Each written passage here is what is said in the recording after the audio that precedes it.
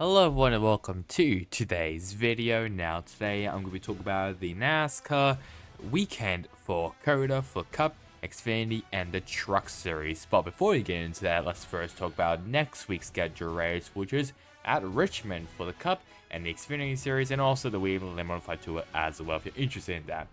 So Friday, March 29th is basically all Modified Tour stuff, so you can have a read of that if you're interested in it. But I guess the main one is the Xfinity Series over here on the 30th of March on Saturday. Practice and qualifying for the Xfinity Series 8:35 AM for practice, 9:05 AM for qualifying. Both of them will be on FS1.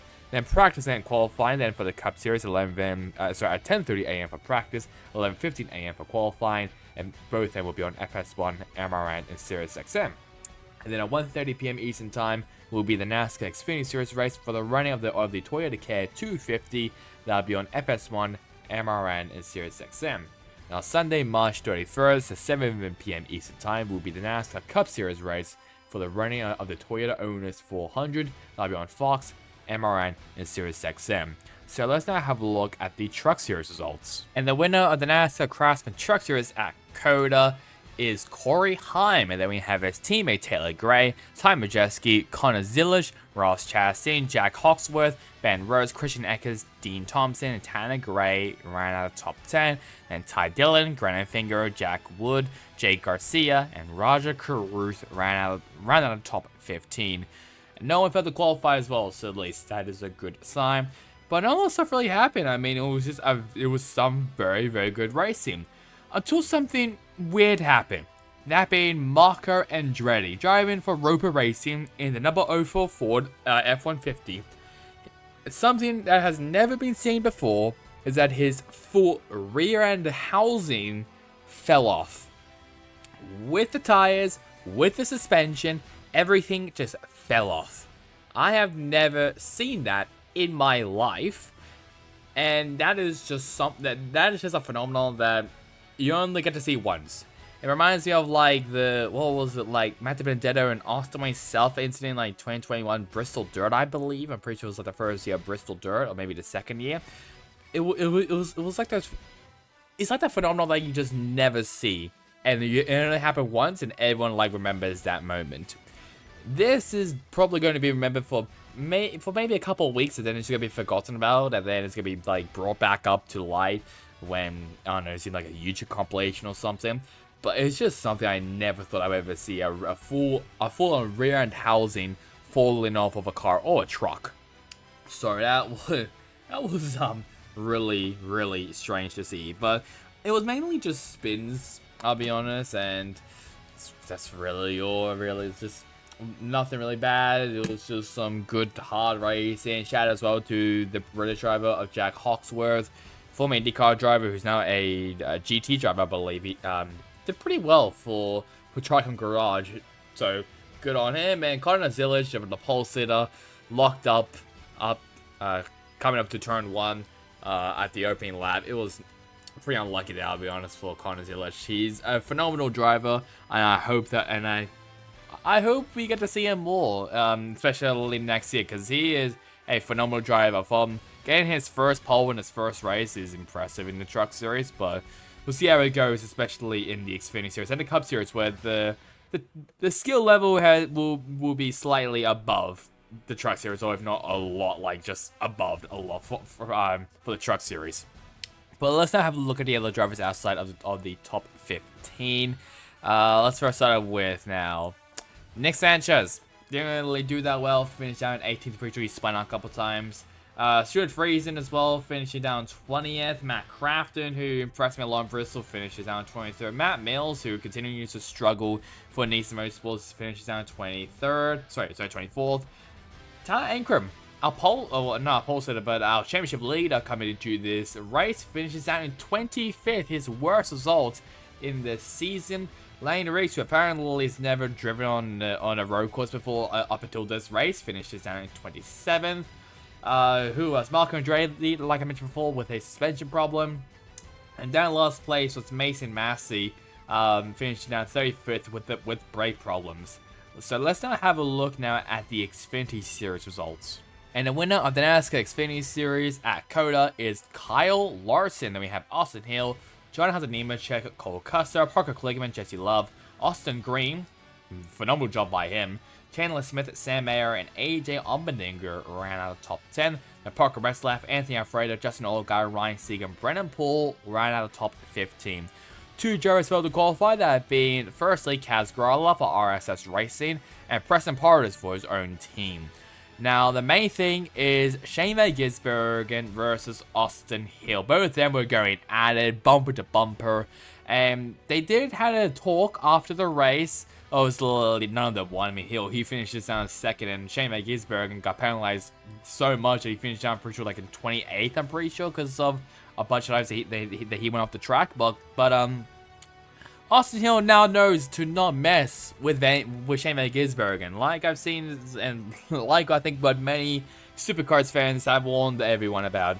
There is a reason why that he is called the Wild Kid for a reason. I mean, he will race you cleanly, but if you just make one bad move against him, he will basically let you know that you did a pretty bad mistake. So, I mean, I was looking on social media and everyone was like, everyone's respectful of Van Gisbergen went up massively because it obviously involved Austin Hill, who has been dominating this entire season. I was just not expecting that. I expect a lot more from Allmendinger, I'll be honest. He's struggling a little, but he is slowly trying to improve himself here in the Xfinity Series. But Austin Hill, he is the man to beat. He has been really good and really dominant. So with Van Gisbergen going toe-to-toe with Austin Hill was amazing to see. And I think this might be like the 100th time that Kyle Larson slipped on by to win an Xfinity Series race with basically the top two basically just being crazy towards each other. So this has happened before many times. I think this happened 3 times, which is really weird. Another thing as well is Parker Kligerman and Sage Karam. Parker Kligerman obviously finishing up in 5th place, Sage Karam finishing down in 17th. Both of them had a heated argument after the race. Pretty sure Kligerman was about to be interviewed, then Karam came on by, said some words, Kligerman said some words back, words back and forth. So I'm not really too sure what happened. I think something might have happened up in turn 1, and that's kind of been a bit of an interesting point there. Just turn 1 has always been a bit of an issue for some drivers, and that's where most arguments are really at. But I mean, I don't really know what to really think about him. And Kligerman, if he finished that well in 5th place, and Sage Cam, he was pretty good, especially in Stage 1, but kind of faded. Pretty sure maybe because of the incident between him and Kligerman.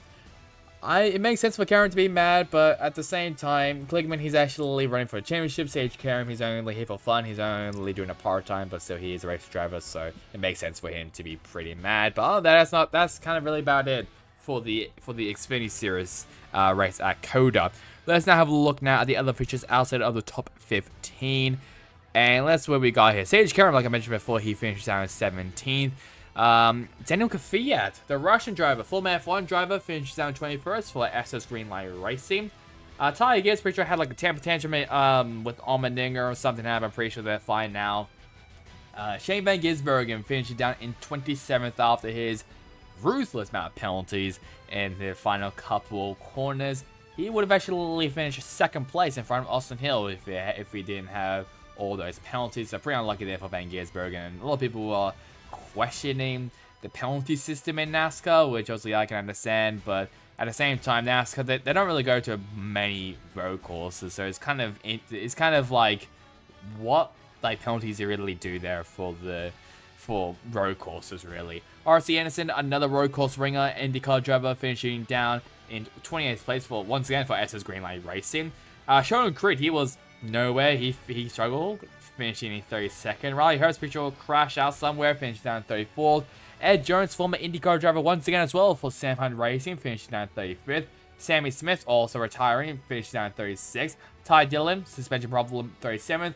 And Josh Williams, who pretty sure had to go to the back because Hemrick was qualifying for him just so Williams can see the arrival of his new baby daughter.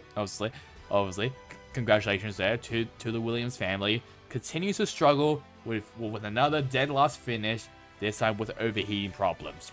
Let's now have a look at the Cup Series results. And the winner of the NASCAR Cup Series at COTA is William Byron. And then we have Christopher Bell, Ty Gibbs, Alex Bowman, Tyler Reddick, AJ Allmendinger, Ross Chastain, Chris Buescher, Kyle Busch, and Martin Truex Jr. ran out of top 10. Then Joey Logano, Ryan Blaney, Chase Briscoe, Denny Hamlin, and Bubba Wallace ran out of the top 15. So, not a lot of stuff really happened in this race. It was a very decent race. It wasn't as good as the previous races that we've had. This is maybe, I guess, maybe like the first dud of the season. But still, from going from what, like some, maybe 8 or, not 8, maybe like 6, 8 races, maybe I'm not really too sure, maybe somewhere around there, of just consistent just W's for NASCAR is still pretty good for them. So at least that is a good sign for them. But there, yeah, this race was just alright. It wasn't the best. It was kind of a sleeper, but either way, I mean, it was still a pretty decent race. But there was quite a lot of penalties being dished out for corner cuts, so track limits are still a bit of a question mark for NASCAR, but we'll see what really happens there. But the main thing as well is Kyle Busch confronting Christopher Bell. Now, this happened pretty sure of an incident that happened. I think this happened in turn 1, I believe, where Bell spun out Kyle Busch. I don't really know how to feel about the incident, I'll be honest. I mean, it just kind of looked like a racing deal. But to be fair, Christopher Bell also did spin out Kyle Larson as well. So I'm not really too sure Busch saw that and got angry at Bell for basically spinning both Kyles. But I'm not really too sure. I mean, Bell, he finished in 2nd place, which is a great day for him. Kyle Busch, obviously, he finished out in 9th. Decent day still for him, I'll be honest, but maybe not really a good start of the season that he wanted. But I mean, it's still an alright start for him. But yeah, it's just a bit of a confrontation, or just having words and nothing really bad happening. And it's also quite interesting as well that Kyle Busch signed Christopher Bell to his Truck Series team, I think, well, like back in 2016, 2015, I'm pretty sure, when it was called Kyle Busch Motorsports. So that's something, I guess, to be interested about. And as well, Justin Haley, I think he finished somewhere in the top 10, I'm pretty sure, somewhere in the top 10 or top 15, but he got disqualified for not meeting minimum post-race weights. So let's now have a look at the other finishes outside of the top 15. And here they are. Now, the two Hendrick boys, Chase Elliott and Kyle Larson, both down in 16th and 17th. Shane Van Gisbergen. Yes, you probably were not expecting Shane Van Gisbergen to be down in 20th, but he was kind of around the 20th to 10th mark, I'll be honest. He wasn't really a top 10 car. Probably most likely a top 20 car, top 15 car at best. Who else can I really talk about? Corlo Joy, I think he went to the medical center at the very end, I think, of cramps, but looks like he's alright. Shout out as well to Ricky Stenhouse Jr., who spun out Kamui Kobayashi, I think, once, and Kobayashi just paid it back, which I find pretty funny. Who else can we really talk about? Michael McDowell. He had a struggling day. Obviously retired from a steering issue, and he was the only retirement of this race. I think Josh Berry also dumped Kobayashi at some point as well. Tim Hill for NBM's first Cup Series start of the season, which is pretty decent, even though he's 36. But obviously, to be fair, we don't really expect much from this team. And down in last place is Justin Haley, who was obviously disqualified. So let's now have a look at the Truck Series standings. So here are the standings now for the NASCAR Craftsman Truck Series, and Corey Heim is now in the lead, now 10 points in front of Ty Majeski. Tyler Ankrum drops down to 3rd place, and Taylor Gray, Roger Caruth, Christian Eckes, Nick Sanchez, Matt Crafton, Granite Figure, and Tanner Gray ran out top 10, and Ben Rhodes moving up massive 4 spots, and Brent Holmes continues to go down the pecking order, now down to 12th place. As of right now, it is now Corey Heim, Roger Cruz, Christian Eckes, and Nick Sanchez. I believe all those drivers have won a race, and all those 4 drivers have locked themselves into the playoffs. Everyone else is still looking for a playoff berth. Let's now have a look now at the Xfinity Series standings. Standings wise now for the Xfinity Series, Austin Hill is now back up into the lead, now 9 points in front of Chandler Smith and Cole Custer, Jesse Love, Riley Herbst, AJ Allmendinger, Parker Kligerman, Justin Allgaier, Brandon Jones, and Sheldon Creed ran out of top 10. and Sammy Smith and Anthony Alfredo down in 11th and 12th. Austin Hill and Chandler Smith, both of them have locked themselves into the playoffs already. Everyone else is still looking for a playoff berth. Let's now have a look at the Cup Series standings. So here are the standings now for the NASCAR Cup Series, and Martin Truex Jr. now moves up into the championship lead, now 5 points in front of his teammate Ty Gibbs, and 9 points in front of the reigning champion Ryan Blaney. Then you have Denny Hamlin, Kyle Larson dropping down massively to 5th place, 4 spots down. William Byron, Christopher Bell, Ross Chastain, Chase Elliott, and Tyler Reddick ran out top 10, and Alex Bowman and Chris Buescher ran out in 11th and 12th. Obviously, Byron, he is the first multiple-time winner of the season for the Cup Series, along with Bell. I think Suarez also won obviously Larson, Hamlin as well. So just a reminder, the next week's schedule race is at Richmond for NASCAR Cup, Xfinity, and also the Wheeler Modified Tour as well. So now, guys, to like, comment, and subscribe. It would really help me, especially on this channel. I do apologize if this video does come out pretty late. I am currently working at the moment, so I do apologize for that. So that's really about it for me. Hope you guys enjoyed it. Catch you guys the next time in the next one. Goodbye.